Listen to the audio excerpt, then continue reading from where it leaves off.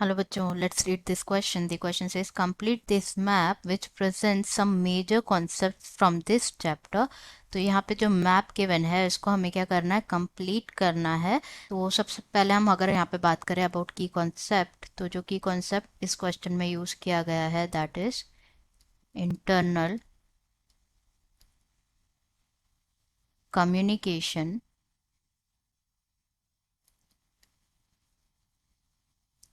And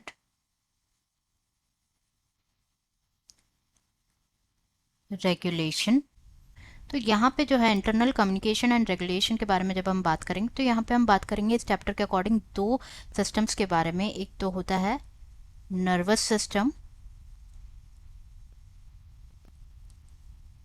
and second one is endocrine system.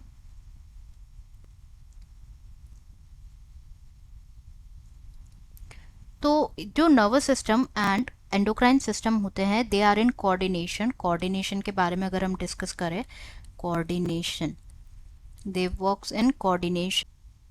तो coordination के बारे में अगर हम डिस्कस करें तो कोऑर्डिनेशन इज अ प्रोसेस जिसमें क्या होता है, दो या दो से ज़्यादा ऑर्गन्स या सिस्टम्स क्या करते हैं, इंटरैक्ट करते हैं. तो यहाँ पे हम बात करेंगे about the endocrine system and the neural system.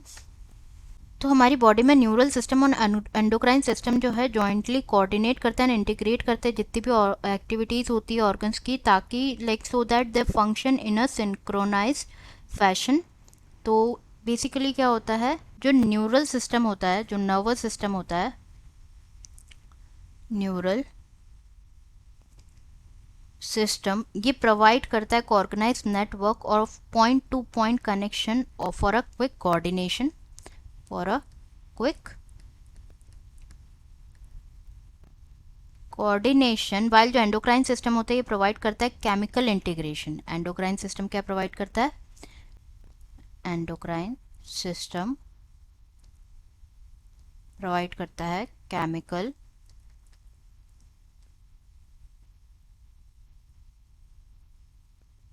Integration, provide करता है थ्रू हॉर्मोन्स, थ्रू हॉर्मोन्स. तो हम लाइक इस देखते हैं इसको जो गिवन है यहाँ पे मैप. तो यहाँ पे गिवन है इंटरनल कम्युनिकेशन एंड रेगुलेशन. तो वर्टिब्रेट सिस्टम जो होता है वो रेस्पॉन्सिबल होते हैं.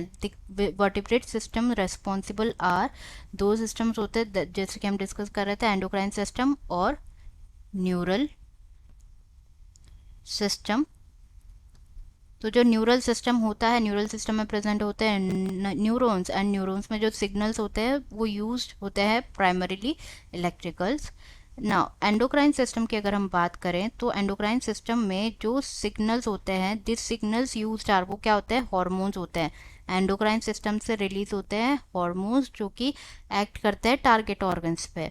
तो हॉर्मोन्स जो है सिक्रीट होते हैं into the blood stream, yes, जो कि बिल्कुल करेक्ट है. ब्लड स्ट्रीम से डायरेक्ट टारगेट ऑर्गन में जाते हैं. एंड जो एंडोक्राइन ग्लैंड्स होती हैं वो क्या होती हैं, डक्टलेस ग्लैंड्स होती हैं. एंड जो हॉर्मोन्स होते हैं ये प्रोड्यूस होते हैं बाय, हॉर्मोन्स किससे प्रोड्यूस होते हैं, एंडोक्राइन ग्लैंड से प्रोड्यूस होते हैं. जैसे कि जो थायराइड हार्मोन होता है वो प्रोड्यूस होता है from the thyroid gland, endocrine gland से प्रोड्यूस होते हैं. बी में ना, ये जो है ब्लड स्ट्रीम एंड ये बाइंड होते हैं, ये किसके साथ बाइंड होते हैं, रिसेप्टर्स के साथ बाइंड होते हैं. These are bind with the receptors.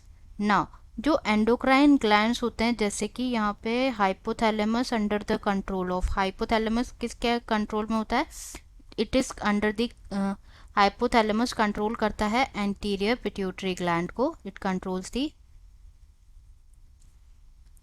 तो यहाँ पे हम लिख देते हैं F will be anterior pituitary gland. Hypothalamus के अंडर कंट्रोल रहता है कौन सा, एंटीरियर पिट्यूटरी ग्लैंड. एंड कौन सा like flight of fight of flight response जो है प्रोड्यूसिंग हार्मोन, ये कहाँ से, ये हार्मोन कहाँ से प्रोड्यूस होता है, ये प्रोड्यूस होता है एड्रीनल मेड्यूला से, एड्रीनल मेड्यूला से प्रोड्यूस होता है.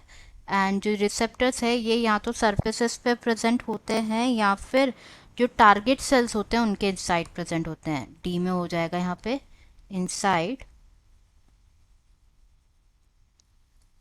target cells. So this is all about the question. I hope you understood it well. Best of luck.